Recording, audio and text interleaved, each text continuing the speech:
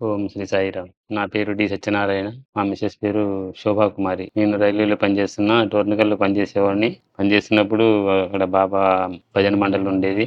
దాంట్లో జాయిన్ అయిపోయా నేను. అంతకుముందు రాజమండ్రిలో చేసినప్పుడు రాజమండ్రి అక్కడ చూసా. అయితే డోర్నకల్ వచ్చిన తర్వాత చూస్తే ఆయన ప్రభావం చాలా గట్టిగా ఉండేది. నేను అప్పటి నుంచి బాబా భక్తుడినయిపోయా. ఆయన చాలా సార్లు కూడా నన్ను కాపాడాడు. ఎందుకంటే మేము చేసేది కరెంట్ పని కాబట్టి ఆయన్నెప్పుడు తలుచుకునేవాడిని. 92లో డోర్నకల్ వచ్చా. డోర్నకల్ వచ్చినప్పుడు భజన జరుగుతా ఉండేది. చూసా 2, 3 సార్లు చూసి నేను కూడా భజనకి అలవాటయిపోయి అప్పటి నుంచి స్వామి భక్తుడినయిపోయా. కింగ్ సార్ అని టెలికాంలో పనిచేశాడు. అది బిజ్జోళ్ళ డిపార్ట్మెంట్‌లోనే. ఆయన ద్వారా పరిచయం అయ్యి భజనలకెళ్ళటం, సర్వీస్ చేయటం. అప్పటి నుంచి బాబా సేవలో మునిగిపోయాం. చాలా కార్యక్రమాలు చేశాం. బట్టలు పంచటం, పండగలొచ్చినప్పుడు ఫ్రీ సర్వీస్ చేయటం. గుళ్ళ దగ్గర బాబా దగ్గర సర్వీస్ మాత్రం 20 సంవత్సరాలు చేశాం. ప్రతి సంవత్సరం ఎళ్ళేవాడిని. ఇప్పుడు భగవంతుడిలాగానే గుర్తించేవాళ్ళం. తల్లిదండ్రులు కూడా ఆయనే అనుకునేవాళ్ళం. అందుకని నమ్మకంతోనే సర్వీస్ 20 సంవత్సరాలు సర్వీస్ చేయగలిగాం. పుట్టపర్తి సర్వీస్‌కెళ్ళినప్పుడు మమ్మల్ని చూడగానే వాళ్ళు ఎక్కడ పడితే అక్కడ ఏసేవాళ్ళు. 24 అవర్స్ మేము ఆన్‌లో ఉండేవాళ్ళం. నేను వెంకటేశ్వర్లు గారని ఆయన కూడా సాయిరాం ఆయన భక్తుడు. మేమిద్దరం జోడీ చేసి మొత్తం అన్ని చోట్ల వాడుకునేవాళ్ళు. ఇప్పుడు 24 అవర్స్ అక్కడికెళ్తే పనిచేసేవాళ్ళం. హాస్పిటల్ గాని అన్ని చోట్ల పనిచేశాం పుట్టపర్తిలో. ఆ బాబా ప్రతిసారి వచ్చేటప్పుడు పాదదర్శనం ఇస్తారు. ఇప్పుడు హాస్పిటల్‌లో ఎక్కువ సార్లు చేశాం. హాస్పిటల్‌లో మొత్తం సరౌండింగ్ మొత్తం మేమే కాపలా కాసేవాళ్ళం. అన్ని చోట్ల చేశాం మేము. మేము తిరగని చోటు లేదు.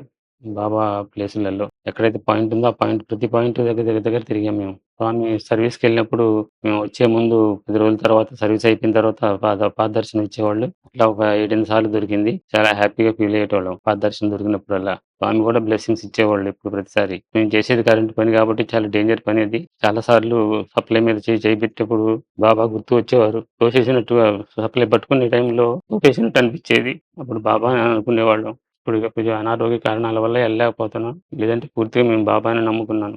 కరెంట్ షాక్ కొట్టే టైంలో అందులో కరెంట్ ఉందిరా పట్టుకోకురా అని ఎవరో చెప్పినట్టు ఎనకాల ఎవరో చెప్పినట్టుగా మనిషిని తోసేసేవాళ్ళనమాట.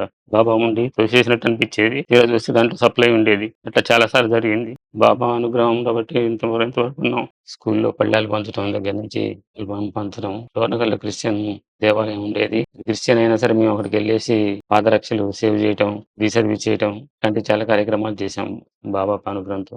నారాయణ సేవ చేశాం. బాల వికాస్ చేశాం. నారాయణ సేవ అంటే మాకు మనిషికి ఒకరోజు పంచుకొని మా వంతు వచ్చినప్పుడల్లా మేము తయారు చేసి పంచేవాళ్ళం. అట్లా దాదాపుగా కంటిన్యూగా పంచే కార్యక్రమం పెట్టుకున్నాం. ఇక ఆయన చెప్పినట్టే నడుచుకుంటున్నా ఇక అసలు ఆయన నడిపించినంతే బాబా ప్రతి పనికి నేను బాబా నువ్వు ఉన్నావనే ఉద్దేశంతో ప్రతి పనికి బాబాయ్ అనుకుంటూ చేయించారు. పూర్తిగా ఆయన నమ్ముకునే చేసేవాళ్ళమండి. పిల్లల పెళ్ళిళ్ళు గాని, కార్యక్రమాలు ఏమన్నా ఏం చేసినా జరిగినా కూడా ముందు బాబాకి నమస్కరించిన తర్వాతనే మిగతా కార్యక్రమాలు మొదలుపెట్టేవాళ్ళం. ఆయన నమ్ముకున్న తర్వాత మాకు మంచి జరిగింది గానీ, చెడేం జరగలేదు. బాబా దగ్గర సర్వీస్‌కెళ్ళినప్పుడు నాకు ఇన్‌చార్జి ఎప్పుడైతే ఇచ్చారో గ్రూప్ ఇన్‌చార్జి నేను అక్కడి నుంచి రాగానే ఇక్కడికి రాగానే ప్రమోషన్ వచ్చింది. రాకముందైనా నాకు ఏ అలవాటు లేదు.